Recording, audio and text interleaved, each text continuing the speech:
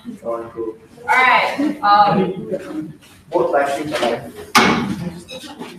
Okay. Hello everyone. Welcome to round 4 of Brickfields 2018.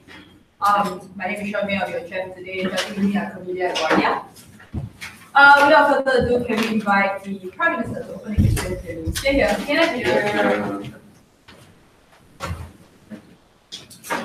Huda.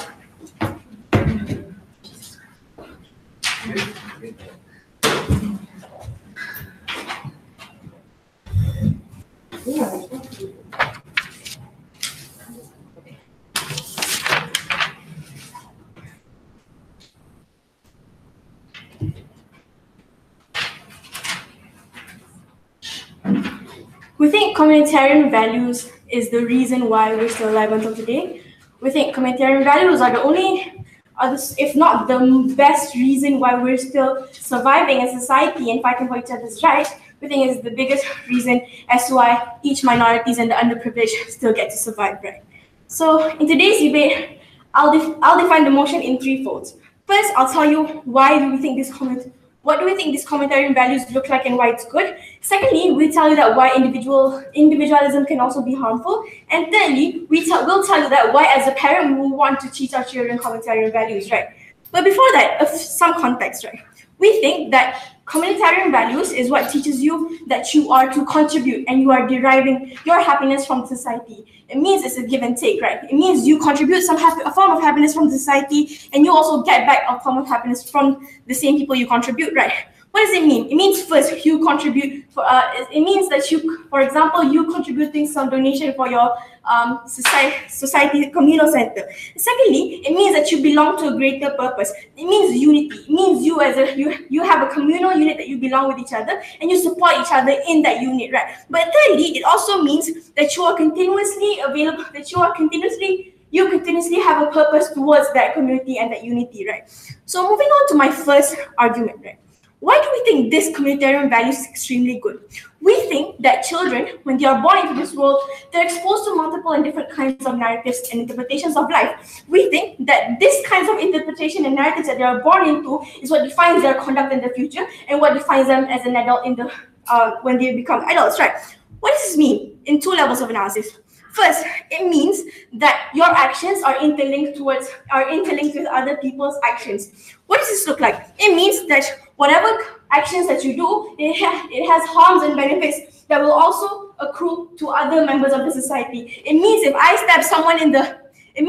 decide to be individualistic and stab someone in the gut, it means that person will have to suffer some forms of harms from my own conduct, right? We think that in our world, we want people to think about what we can do. We want people to think about what's the reciprocal benefit that you can get and what's the benefit that you can give, right? We think that when you actually give some form of happiness, when you reciprocate benefits, when you give donations towards the needy, you will be able to also be on the receiving end one day, right? Because this is the kind of unit that we want to propose.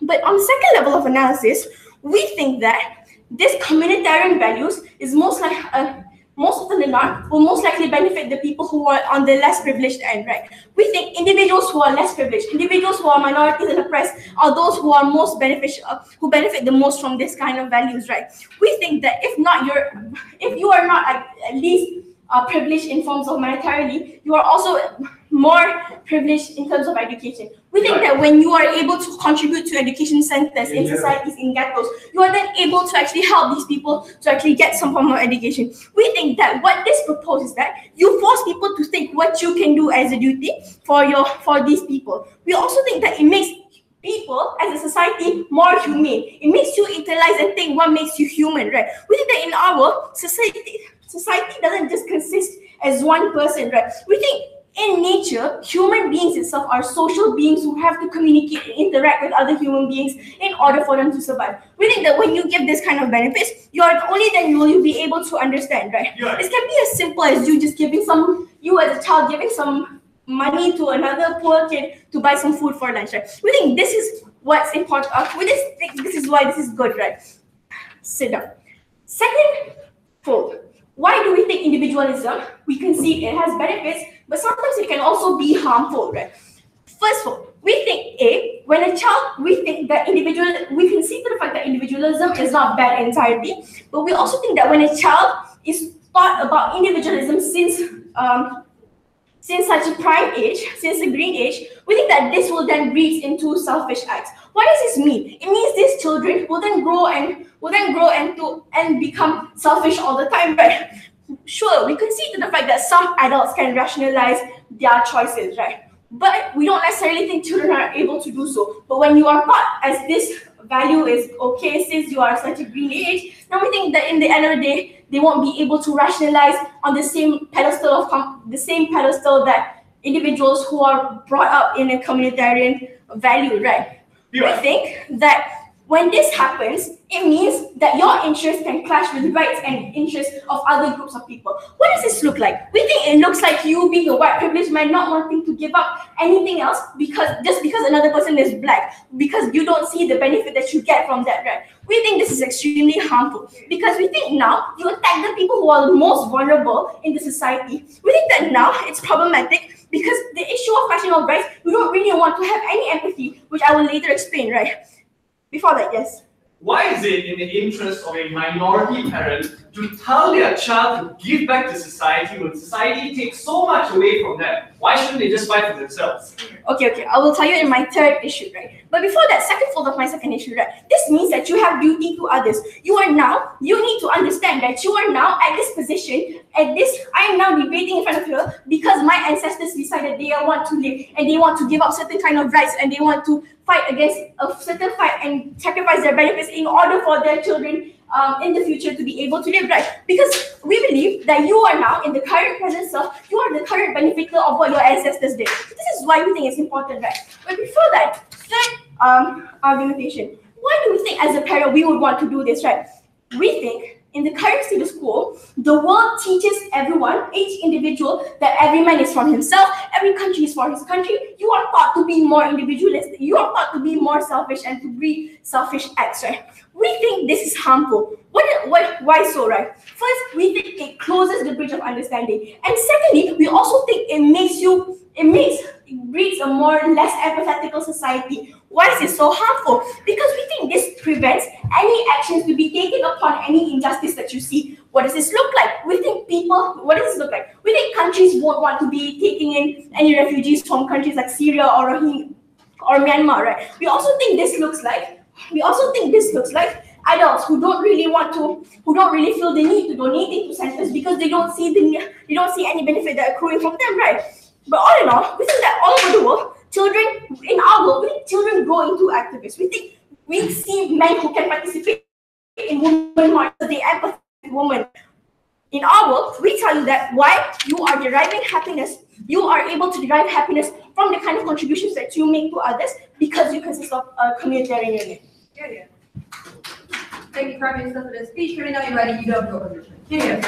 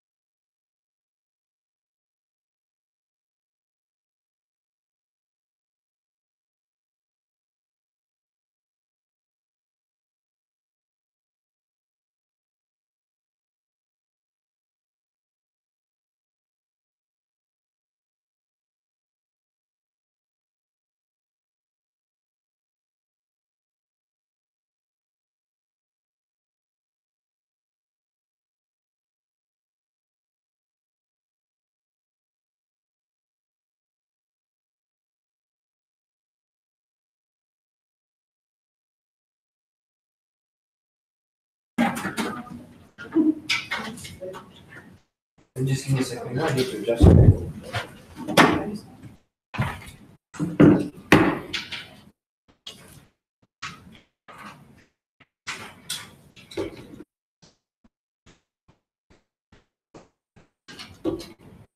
Okay, Vishal.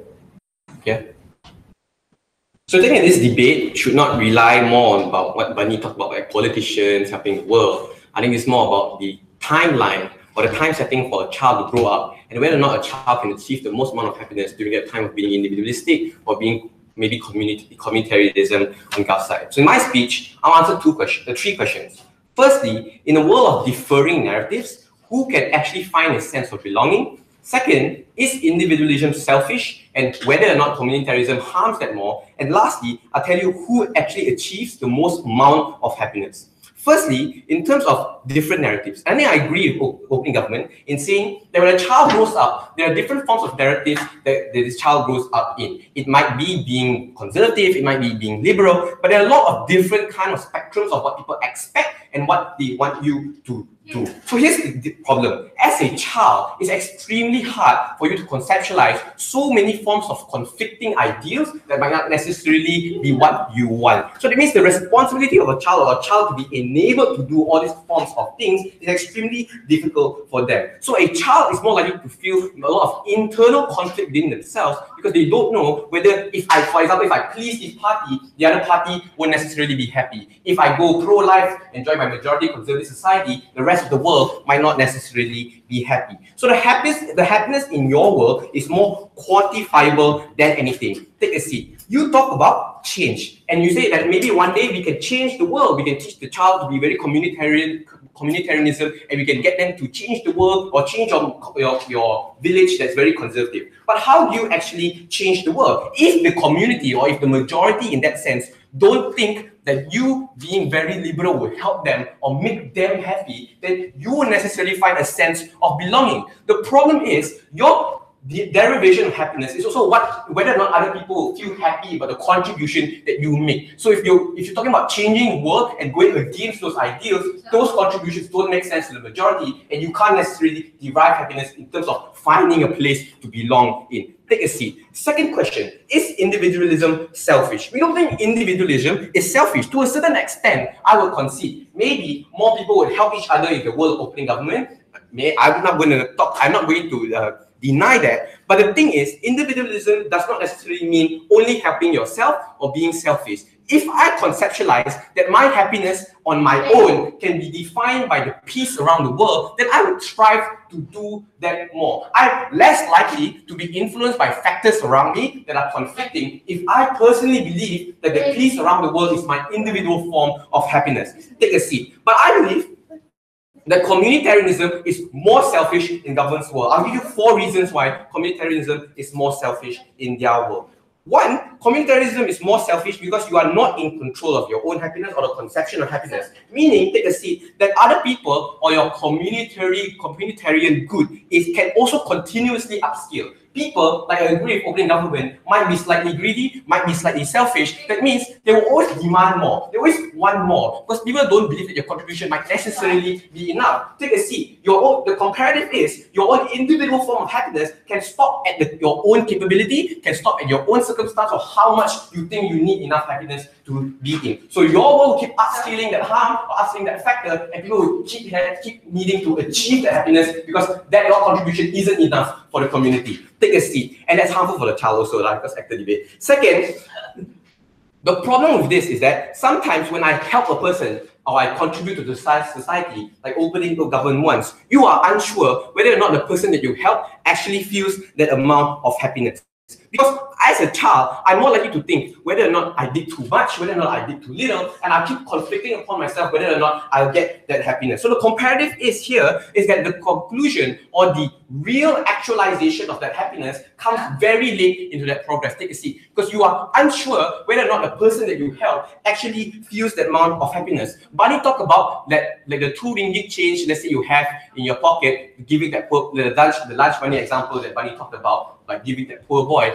So the problem is, if you give that 2 ringgit to the poor boy, you might think that maybe the poor boy is, oh, are you looking down on me? Or, you know, you're not giving me enough, you think I do not have enough money, take a seat. Or that 2 ringgit, let's say you give that 2 ringgit to the person, and the person might think that, what's your 2 ringgit for? It can only buy me teh ice, it won't do me much good. So what I'm trying to say here, take a seat, is that the conclusion to actually find that happiness is much more delayed on their side, because they don't actually know whether that person feels happy or not. Therefore, like your constitution and your forefathers might think that writing a constitution might be great for America, but newsflash, the constitution is also very racist and harm a lot of other individuals, so you don't necessarily know whether you achieve that form of happiness by helping the community. Take a seat. Thirdly, about privileged individuals. More often, your happiness is not quantifiable. That means if I can donate the most, therefore I can achieve the most amount of happiness. I think the derivation of happiness is much more limited on the side of poorer individuals if they cannot contribute as much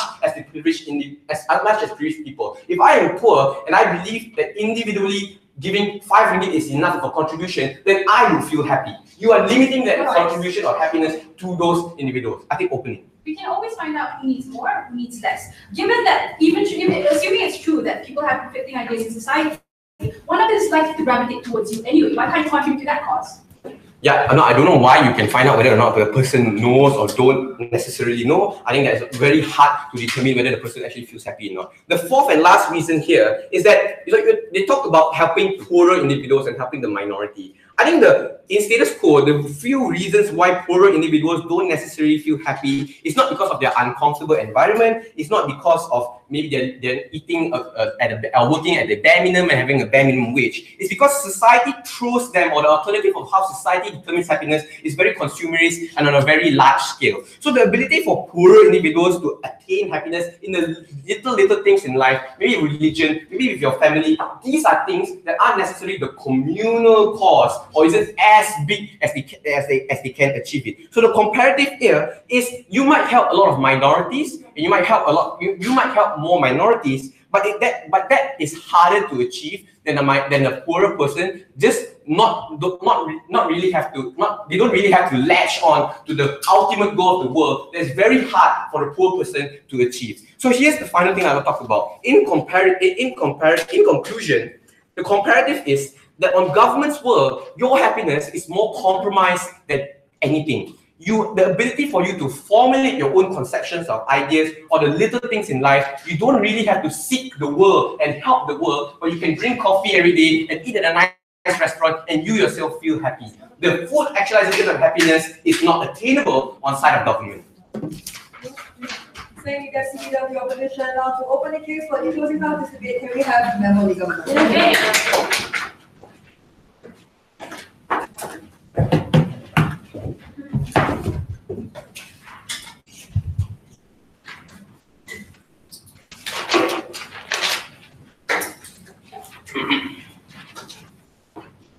Unfortunately for the opening half of this debate, this motion is not about minority individuals. Like, to be quite honest, there are conservative communities that will be empowered on the proposition, and there will be some liberal communities that exist. I don't know how the opening government suggests that they're going to change the world in Pakistan as a result of this motion. Neither is it in the opening opposition when they suggest you get individual happiness from giving to charity. That's not your side, that is our side. That's when individualism collapses and you don't have a debate if it literally is the same principle as what communitarianism is. In order for there to be some debate in this house, there needs to be a distinction. What is that distinction? In your world, you pursue happiness that you will definitely get from individualism. In our world, you'll pursue that same happiness by being communitarian. It's not about a delayed version of happiness, because if there's delay in our world, there's delay in your world as well, because finding happiness for yourself, thank you, opening opposition, is actually quite hard to do. So what is the closing government going to do in this debate? We're going to do three things. First, I'm going to talk about the pursuit of happiness, deciding what makes you happy and achieving that version of happiness. Second, I'll talk about conflict resolution, because in a world in which it's community versus individual, we say conflict resolution is better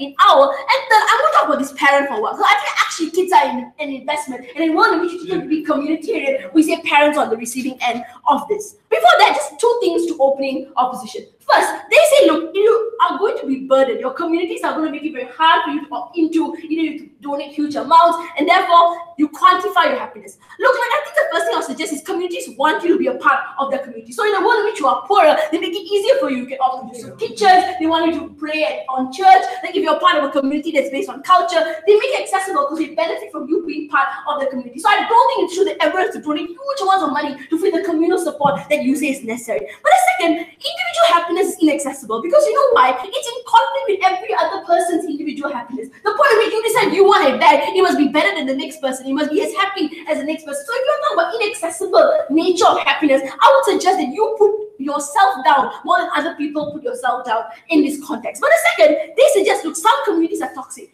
Yeah, I don't think this is actually a debate in this house because there are some individuals who are toxic. In your world, you empower homophobic individuals, we empower homophobic communities. It's a wash. I don't know how you plan on winning that. But extension material, everything else we integrate. The pursuit of happiness. Like the pursuit of happiness, we think comprises of two parts. First, deciding what makes you happy, and second, trying to reach that version of happiness that you've decided makes you happy. In the decision process, we say teaching children to find happiness from a community is actually a far easier thing to do. The reason for this is very simple. We are going to concede it's probably brainwashing, it's probably setting up what your life is going to be, but that life that we've taught you to find happiness from is the easiest one to access, and they're easy guidelines to me. So if you come from a community that is very deeply entrenched in culture, you know you've got to involve yourself in dance classes, in singing classes, prayers, and that's how you achieve communal version of happiness. You've been brought up to learn that this is the ultimate goal, and therefore you manufacture this happiness. It is as real as it gets, but it's been set for you from young. What's the comparative on the opposition? They will say, we have autonomy and freedom. We will just let individuals roam free. In this roaming free in this world, people get sad, they get lost, because people don't know what makes them happy.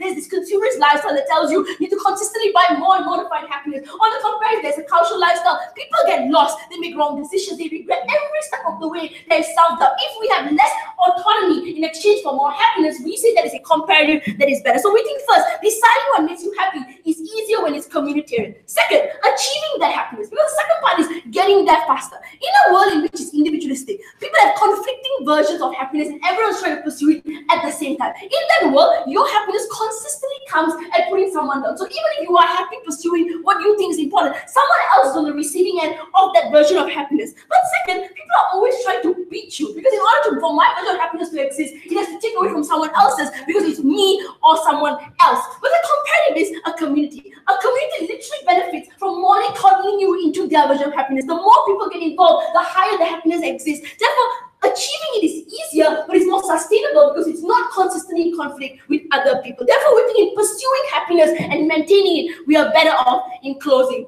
government. But the last thing I'll suggest is you have better access to versions of happiness in the closing government. Because in a world in which you don't have to decide everything for yourself, and sometimes people are around you deciding things for you, you have versions of happiness you probably never would have engaged with because you were never open to the opinions of others. In your world, it's all about you and what you have decided to be important. That world is the world in which you are controlled by your crippling depression, your anxiety, your issues alone forever. Second, conflict resolution. There are two parts to conflict resolution. First, engaging with that conflict, and second, fixing the conflict. A lot of people go through shit like you don't know when it's going to happen, how it's going to happen. It might not even be your fault. In a world in which it is individualistic, the blame is on you. You will always feel like you failed yourself. You could have done better. You could have made things easier, but you couldn't do it because of your individual self.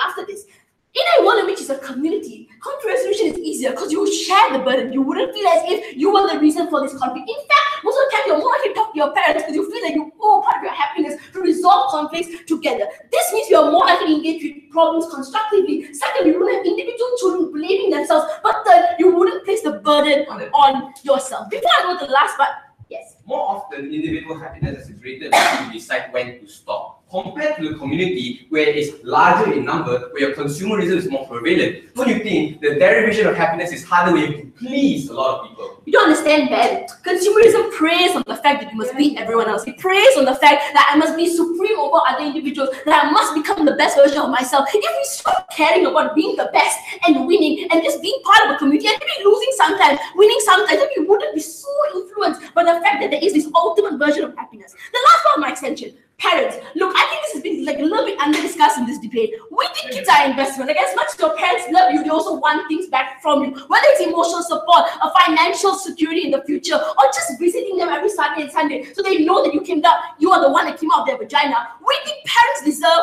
this returning investment. In a world in which is individualistic, kids don't feel like they need to come back to their parents. Parents are left in their 50s and 40s thinking what they did wrong, thinking what was this child that I brought up to care for my community, give my love, my life to, and this child doesn't come back giving back them the same emotion. It wasn't their fault. They were brought up to be individualistic. But in this world, parents are always on the losing end because they are the ones who decided to teach them to be individualistic. Not only that, kids who are individualistic, once their parents are gone, once parents no longer are part of their lives, it might be happiness for them individually, but you harm the parents who created you and the people who decided that you are part of their life to make you a better person. And we say this is incredibly unjustified for these parents who spend huge amounts of money on money, time, effort on this child. Therefore, in conclusion, the inclusive government is the only team in this debate to talk about communitarianism as a concept for individual pursuits. But not only that, we think it's part and parcel of life. If we can't guarantee you choice, the least we can guarantee you is happiness. Yeah. Thank you, member of the government for your speech. I now have the member of the opposition. Yeah.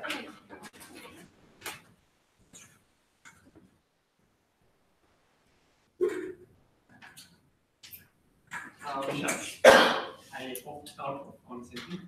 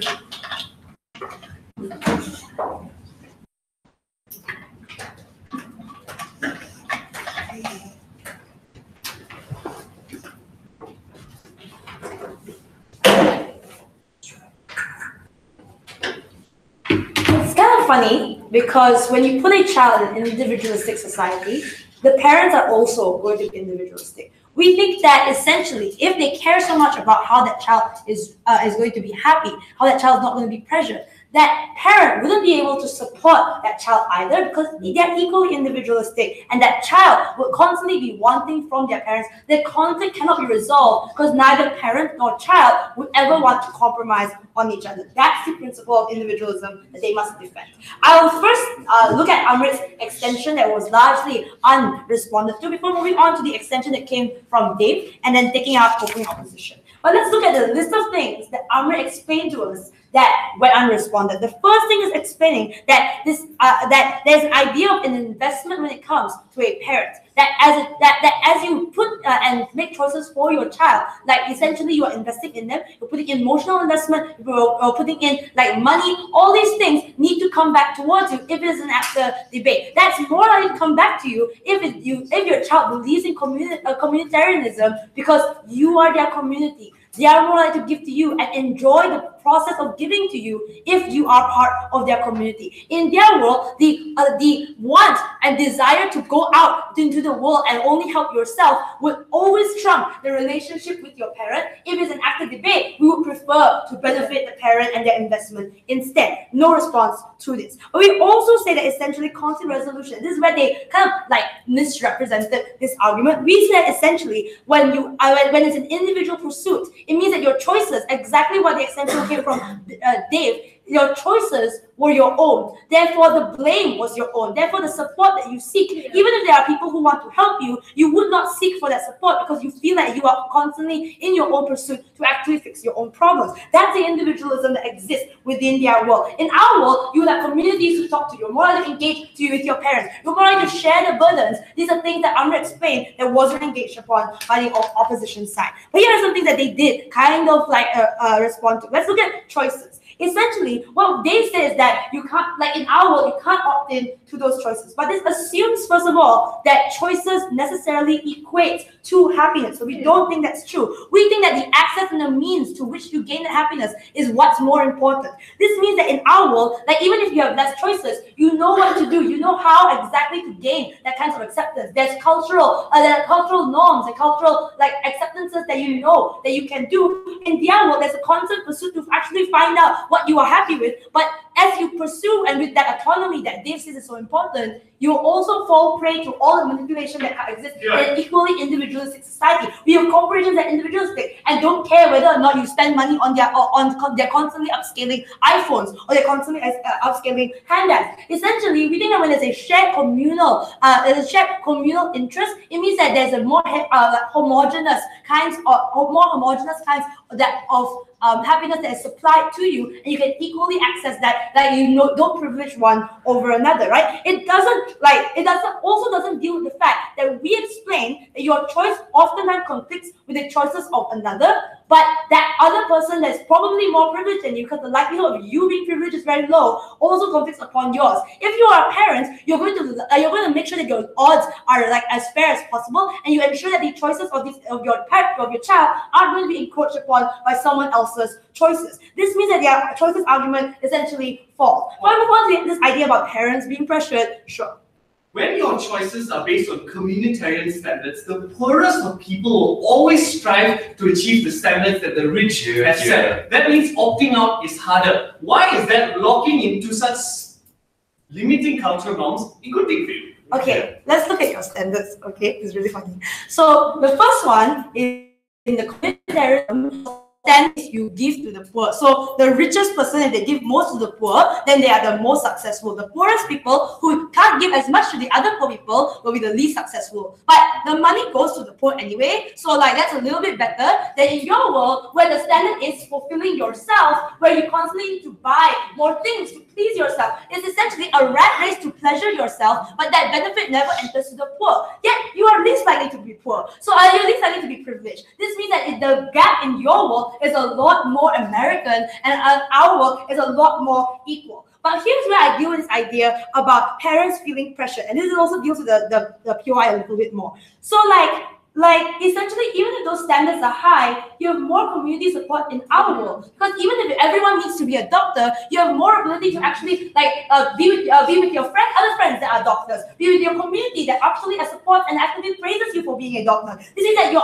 ability to find acceptance and find happiness is a lot easier and a lot more accessible in our world. But the last thing I would say about this is that your kids' pursuits, because they're so individualistic, become more demanding towards you as a parent. This means that whenever your child makes a choice, they are not willing to compromise with your teachings, essentially, right? The individualism oftentimes harms other people, and when you try to teach that child, don't harm someone else, they're like, but who cares? I don't care about the other person, I care about myself. This means that it's more harmful to you and more demanding to you as a parent because the child never compromises. Then, this whole emptiness syndrome thing is not because they are shackled to their child, but literally because they feel like no one loves them anymore because that child is likely to leave. In which world does that child leave? That child is more likely to leave in an individualistic world because they don't care as much about their bonds with their community. But in our world, that child not only doesn't leave, but they enjoy being with their parents and they enjoy being in that community. That prayer circles are actually something that actually give benefit towards them as a world that these children are a lot more happy. But the last thing to do is the opening opposition and this upscaling thing. And it also kind of